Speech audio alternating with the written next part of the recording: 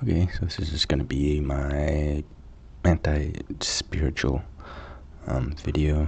Um, I'm atheist, and I think spirituality and religion and all that is obviously made up nonsense.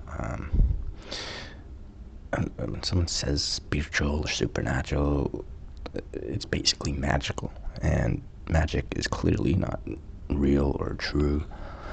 Absolutely no evidence for it, and makes zero sense how it works.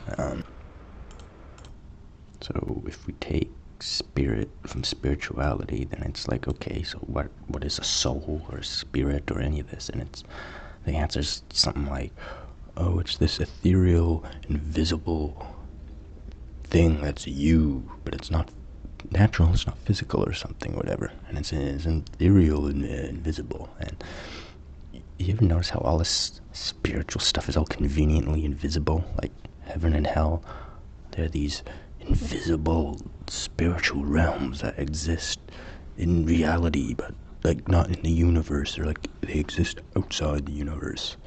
It's like, okay, so how can something like exist outside the universe? Like, can you demonstrate that this is even possible? Do you have any evidence for this? Anything?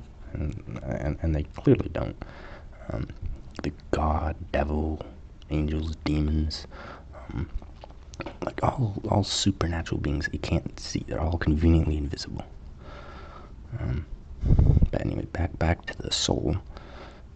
The brain is the most energy using organ in the body. It's giving you your consciousness, it's giving you life, it's making you alive.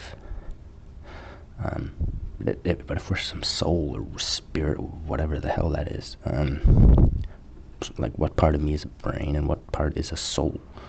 Like brain damage and drugs or anything like this affects my brain chemistry and the neurons, the physical neurons, and this can change my mood, my memories, my personality, my judgment. And so these are all obviously functions of the brain, because the brain chemistry has changed. So it's like what is the soul then? And if that's part of my soul, then like how do drugs affect my soul too? How do physical drugs affect a supernatural thing like a soul? Like how does it work? There's just no evidence for it, and it makes no sense.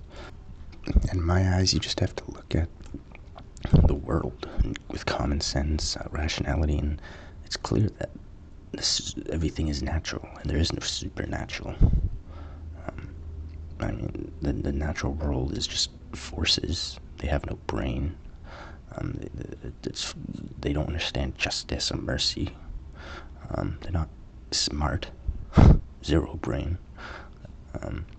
So let's say kids getting cancer. So then we would consider that like bad luck. There's environmental factors, genetics, all that stuff.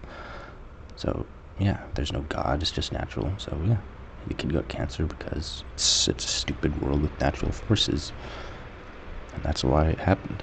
It sucks, but in my eyes, that makes perfect sense. Okay, well, bad luck. But in a world with a God, let's say like Christianity or something, I mean, how does this make sense?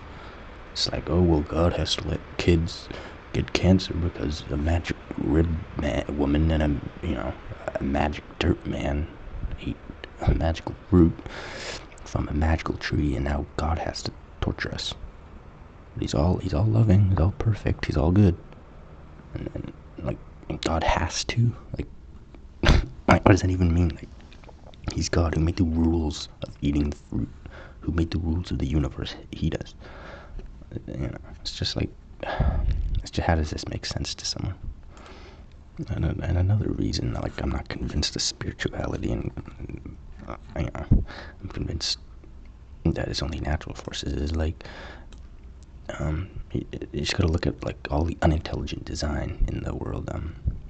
So if it, in the view of evolution, which is natural stuff, yeah, these are brainless forces that make stuff that we've evolved, and it works, but that doesn't mean it's efficient or intelligently designed, and stuff that can malfunction. I mean, stuff like our eye having a blind spot, wisdom teeth, what else? Bad breath, the anus being next to the genitals. You know, there's like fish in caves that live in pure darkness, but they have eyes. So what does that show? Well, that shows they evolved for something that had eyes. So they kept those eyes from evolution, but they're completely blind now because it's completely dark. So yeah, with unintelligent forces, you can get complexity, but you get, like, you know, bad design also. Like bad breath is just like, you know, is bacteria. Bad is bacteria that has evolved to grow in like environments like your mouth, because they evolved that way, and that's why we get bad breath. And it's like, okay, that makes sense. But what's like God's explanation for that kind of design? If God's supposed to be so perfect and intelligent and great, I mean, why is there so much stupid, unnecessary shit in existence? Like, okay, well, we have sins, so God now has to have us have bad breath. Like, isn't the fact that God's punishing us with, like, the fact that we can die of cancer, we can get raped, we can get skinned alive, all this horrible suffering and diseases, like, couldn't he just taken bad breath away? Why does it have to be bad breath? Like, it's just, you know, and then the argument is, oh, well, God's ways are higher than our ways, so you'll figure it out one day when you die. Like, to me, it's just, like, so flimsy and lame. Yeah, and then people will have, like, anecdotes, you know, stories of some kind of spiritual, supernatural encounter, and then that's supposed to be good evidence. Like, you know, some example, like, oh, my dad was completely brain dead, and I was beside him in the hospital, and I told him I forgive him because of this and this thing he did, and I love him, and, you know, and that tear rolled down his cheeks, you know.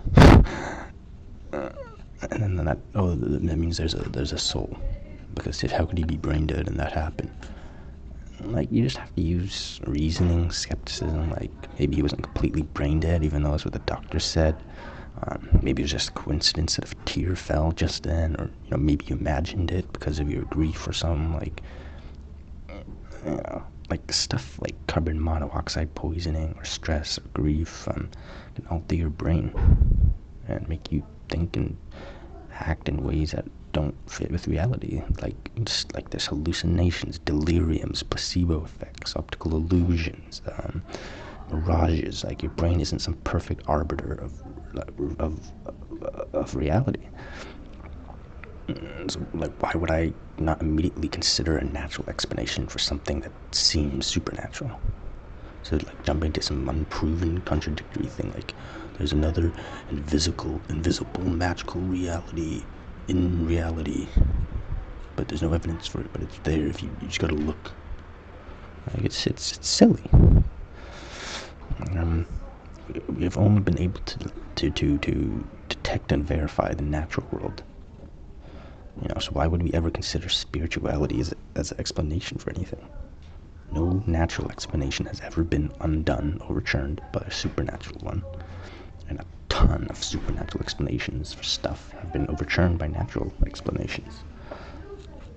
So, yeah, in my eyes, that's pretty damning evidence that their spirituality is a load of barnacles. Yeah, and, like, the afterlife is another claim that, gee, some fucking loud kids in the hallway playing hockey. Whatever.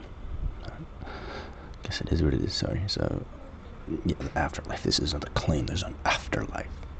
So clearly my brain is me, as determined previously, and all evidence points that I'm a physical brain, and no evidence where, you know, I'm some supernatural being. It's egotistical to think like that. Like you're some immortal, precious being, and you're like, ugh. Anyway. So, heaven and hell. They exist somewhere in reality, but not in the universe, because they're not physical. Anyway, so I die, and my soul, you know, lifts off my body and teleports instantly to this magical afterlife. Now, it's like heaven, in Christianity. It's described as something like you have gold streets and pearly gates and all this stuff. So right off the bat, like these are natural things, gold and pearls. So like, how does a spiritual realm have these natural things? It's just like, how does this make sense? Gold in a spiritual realm? Wouldn't heaven be described as some kind of incomprehensible supernatural existence, stuff that we can't comprehend? Why is it gold and pearls? Like,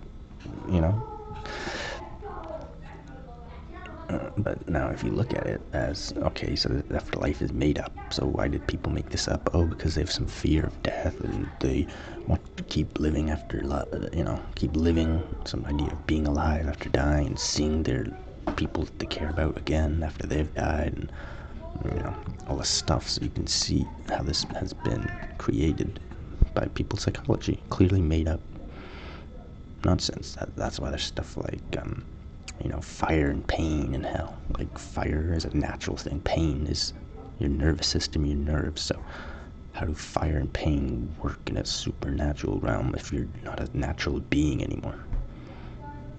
Well, obviously that doesn't make sense, but you can see if in the case of spiritual is made up and humans made this up because of some kind of psychology, then being burned alive is scary, and having that done to you forever is just psychological threat to make people behave. And that's why this afterlife shit is made up like that, like clearly made up in my eyes. As far as the Bible goes, like, I live in a mostly, well, I live in a secular society, but the dominant religion, I think, is Christianity. And so, the whole thing with Christianity is, you gotta read your Bible, and it's important to read the Bible. And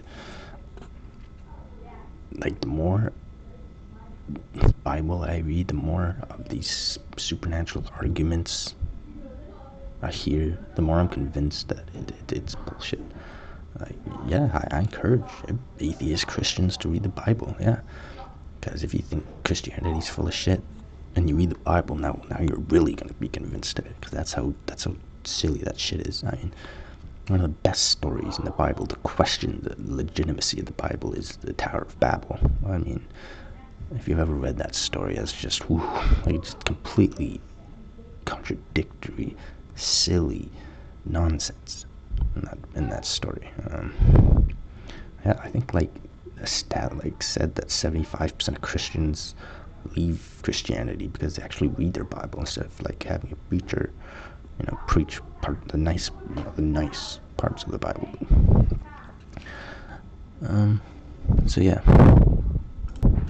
That's just a quick overview of some reasons why in my eyes spiritual is silly, and I'm not convinced, but there's a whole multitude of reasons. But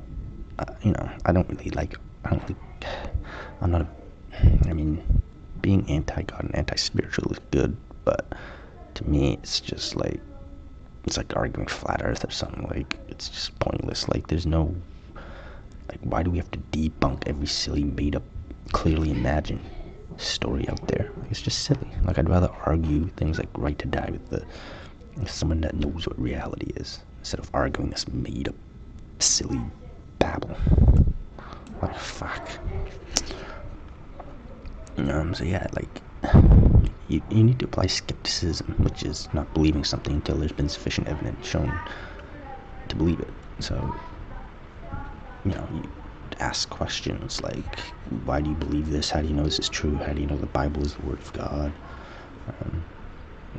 And you need to understand psychology's behavior, psychology is behavior, but the behavior of cults, of indoctrination, of delusions, and how they make people think, and you just use reasoning and logic and rationality, common sense, and understand extraordinary claims requires extraordinary evidence. You won't be gullible, and all this shit will be clear how silly it is. There's lots of atheist channels out on YouTube, Atheist Experience, and fucking and mind shift and all this stuff where you can hear other atheist arguments against spirituality and all this shit. So yeah, I think that'll be enough of a video. So yeah, and